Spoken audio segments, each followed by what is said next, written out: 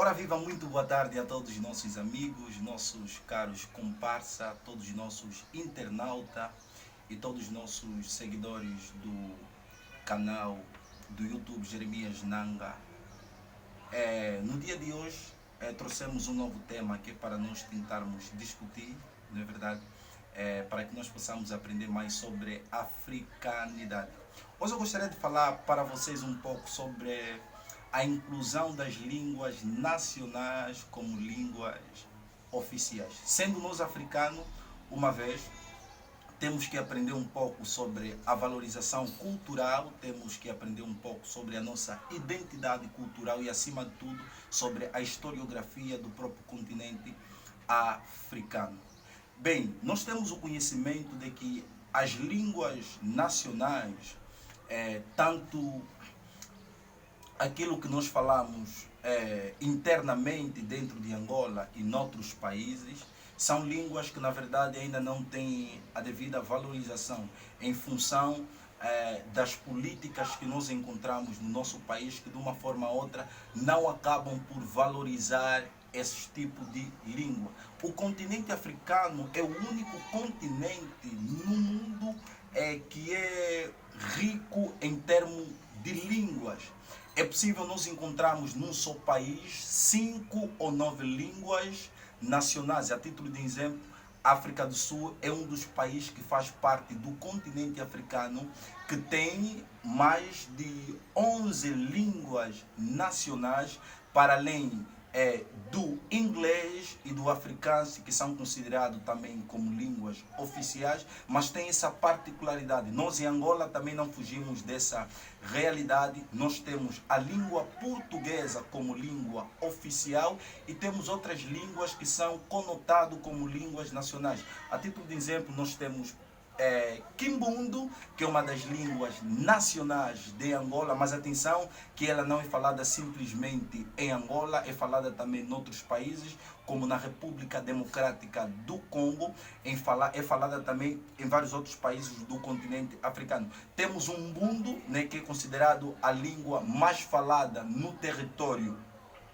de Angola, e temos várias outras línguas. A questão que se levanta, ou a questão que nós queremos tentar explanar no dia de hoje, é porque que o governo não implementa políticas que visam essencialmente valorizar as nossas línguas nacionais, uma vez que nós somos africanos e o nosso espírito de africanidade, o espírito da nossa ancestralidade está baseado nesses pilares de línguas que de uma forma ou outra acabam por nos representar. Todo povo ou todo indivíduo que faz parte da Terra, do planeta Terra, tem sempre um vínculo cultural. E o nosso vínculo cultural tem a ver com a própria África, ou seja, o nosso cordão umbilical está ligado com a africanidade.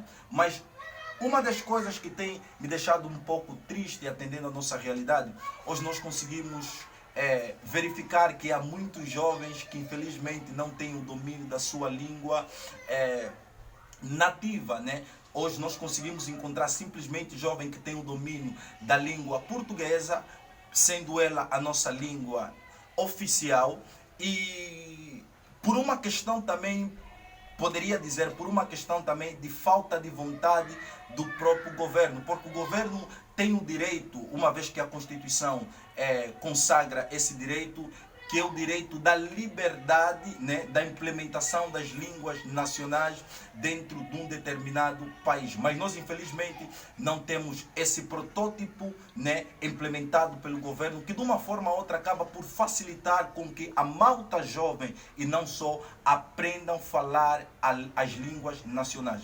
A pergunta que muita gente pode levantar relativamente a essa questão que eu estou a apresentar é: quais são os métodos que o governo poderá implementar para facilitar com que as pessoas possam se comunicar na sua língua nativa? É simples. O governo poderia implementar políticas linguísticas nas instituições como escola, instituições do ensino. Eu estou a me referir tanto do ensino primário, ensino secundário e também no ensino superior, ok? Desde base se nós tivéssemos essa política de valorização das línguas nacionais, obviamente que nós poderíamos ter o autodomínio dessa língua, ou seja, a gente poderia falar de forma frequente as nossas línguas nacionais. Repare, se nós tentarmos fazer um recuo estratégico para nós analisarmos bem esse contexto, para que nós possamos nos situar no tempo e no espaço, analisando a questão da própria língua portuguesa, né? Como é que essa língua veio se repercutir no nosso meio, né? Dentro do nosso país, que é Angola, nós vamos analisar essa questão do ponto de vista histórico. Repare, Angola é um país que foi colonizado pelos portugueses, mas naquela altura, quando os portugueses vêm invadir o território angolano, segundo as histórias que nós aprendemos nas escolas que não são verdade, eles dizem que o povo angolano, ou seja, as tribos, né, não eram organizadas, eles trouxeram política da organização, mas nós naquele tempo já éramos organizados.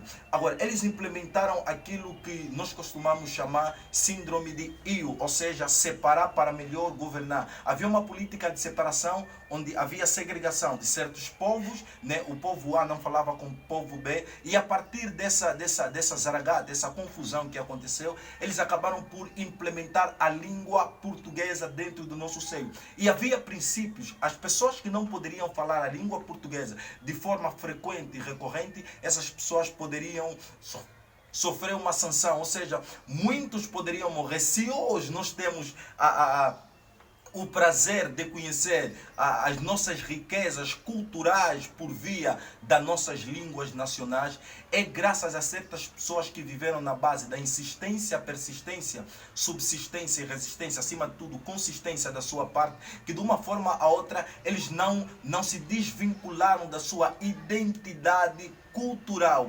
Por isso o colônio, né? Nesse processo da colonização, eles implementaram a língua portuguesa como língua predominante no nosso país, para que eles pudessem de uma forma a outra terem o autodomínio sobre os angolanos. Mas repare que em pleno século XXI, depois de Angola ser considerado como um país independente, estamos a falar concretamente no ano de 1975, quando havia essa emissão, né, de independência pelo intermédio do nosso presidente grande nacionalista, Dr. Agostinho Neto, que declarou a independência em Angola. Nós fomos considerados como um povo autônomo. A partir dessa altura, nós tínhamos tudo para implementar política de valorização das nossas línguas nacionais, para que essas línguas pudessem ser faladas de forma frequente no nosso país, para que nós possamos, de facto, nos rever, voltar naquilo que são as nossas origem, uma vez que nós somos considerados como autóctones, somos nato desse grande povo, dessa grande nação, desse grande país designado Angola. As políticas que o governo tem de implementar para a valorização das nossas línguas nacionais, ou seja, para a inclusão das línguas nacionais como línguas oficiais, terá muitas vantagens. Repare que uma das vantagens é que essa política estará atraindo outros estrangeiros a virem estudarem, a saberem mais sobre nossa cultura. Mas quando eu digo sobre essa questão de implementação dessas línguas, eu não estou a tentar dizer, né, de uma forma para nós tentarmos, vou utilizar um termo técnico da informática, deletar, né, a língua portuguesa ou apagar a língua portuguesa. Não. O governo poderá implementar políticas linguísticas mesoglóticas. O que são políticas linguísticas mesoglóticas? São aquelas políticas que visam essencialmente valorizar a língua oficial e as línguas nacionais, mas serão todos tratados no mesmo prisma de igualdade. A língua portuguesa pode continuar certamente como língua nacional, como língua oficial, e as línguas nacionais poderão atingir o mesmo nível com a língua portuguesa. Se nós tentarmos observar a política implementada pelo governo da República Democrática do Congo, os franceses né, no Congo, por exemplo, a língua francesa é uma língua que predomina, porque eles foram colonizados pelos belgas. Então, foi pelo intermédio dessa via linguística que eles conseguiram, de uma forma a outra, predominar sobre esse povo. Mas repare que em pleno século XXI, para além da língua francesa, os nossos irmãos da República Democrática do Congo têm uma outra língua que eles falam, que é Lingala.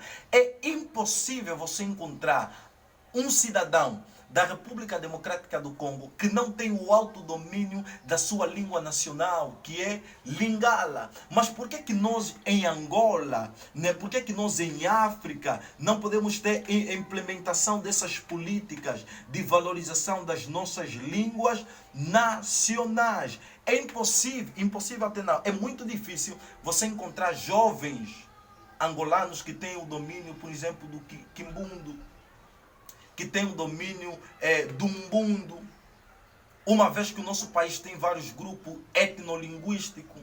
Vamos encontrar os bakongo, os ovimbundo. São tantos grupos etnolinguísticos que existem no nosso país. E essas línguas nacionais são línguas que são mais faladas nas zonas recônditas, ou seja, nessas zonas onde o poder da globalização ainda não predominou. Se nós ir, por exemplo, em Malães, nós vamos encontrar ainda jovens, vamos encontrar pessoas que ainda sabem cuidar ou reservar a sua identidade cultural, pessoas que têm o autodomínio das suas línguas nacionais. Se nós ir, por exemplo, em Cabinda, a norte de Angola, nós vamos encontrar jovens que conseguem falar. Por quê? Porque são zonas onde existem pessoas que ainda têm aquele respeito das suas línguas nacionais. Mas nós em Luanda conseguimos notar e anotar que não existe essa política de valorização. Luanda sendo considerado como a província cosmopolita, onde há circulação, onde há mais transmissão, não é isso? De mercadorias. Nós vamos encontrar pessoas que praticam vários tipos de comércio em Luanda, e as pessoas olham para Luanda como centro, né? Sendo ela também a capital do nosso país. Mas nós vamos entender que é pelo intermédio dessa circulação comercial onde as pessoas por vezes denotam ou olham para Luanda, e de tanta frequência das pessoas nós acabamos por perder aquilo que é a nossa identidade cultural. O que acontece ultimamente? É que nós estamos a viver dentro de uma climatização de aculturação. Hoje nós queremos falar como os brasileiros, hoje nós queremos nos vestir, nos apresentar como brasileiro. Você encontra jovens de 20, 25, 30 anos que dificilmente conseguem usar uma camisa, uma roupa de pano. Por quê? Porque sentem vergonha. Uma vez que isso acaba de uma forma a outra fazer parte daquilo que é o nosso universo cultural. Tem países que têm valorização das suas línguas, mas há pessoas que levantam uma questão que para mim não parece ser tão relevante. Em pleno século XXI, devido à tecnologia da globalização, o mundo é visto como uma aldeia global. Por que a gente deverá essencialmente nos limitar na política dos nossos ancestrais, que de uma forma ou outra acaba por ser também benéfico para nós? Eles dizem que o processo da aculturação, o processo da aceitação da cultura em todos os domínios não se faz sentir na sua verdadeira essência. Eu vou tentar trazer um exemplo muito pragmático, de modo a levar o nosso pensamento e coadunar com o pensamento da realidade. Quem olha para a China é um país que, no ponto de vista econômico, está no ápice, está no apogeu, muito elevado. Mas você repare que, independentemente do conceito da globalização que nós encontramos no mundo, a China até hoje, se você vê os chineses até hoje, e não comem com palito. Por quê? Porque eles sabem reservar, sabem guardar aquilo que são as suas identidades cultural. Sendo nós angolanos, principalmente jovens, nós temos que nos preocupar a resgatar aquilo que é a essência da nossa cultura, e eu acredito que certamente, se o Estado pensar nessas propostas, se o Estado pensar em implementar essas políticas, que de facto serão políticas que vão beneficiar o povo, exaltando, enaltecendo as nossas línguas nacionais e tornando dela uma língua oficial, e que acabará por atrair mais pessoas a conhecerem sobre a nossa cultura. Não se esqueça, a África é o berço da humanidade, mas ela não é considerada o berço da humanidade pelo simples facto de termos descoberto ou encontrado os primeiros restos mortais, mas é considerado o berço da humanidade, porque em África surgiram várias coisas, porque em África é o único continente que nós encontramos diversidade linguística. Noutros continentes nós não encontramos. Então, a valorização das línguas nacionais são extremamente importantes para o próprio desenvolvimento de um certo país. Voltamos para a nossa cultura, como dizia o Agostinho Neto, havemos de voltar. Muito obrigado pela vossa atenção e ficamos para outro vídeo.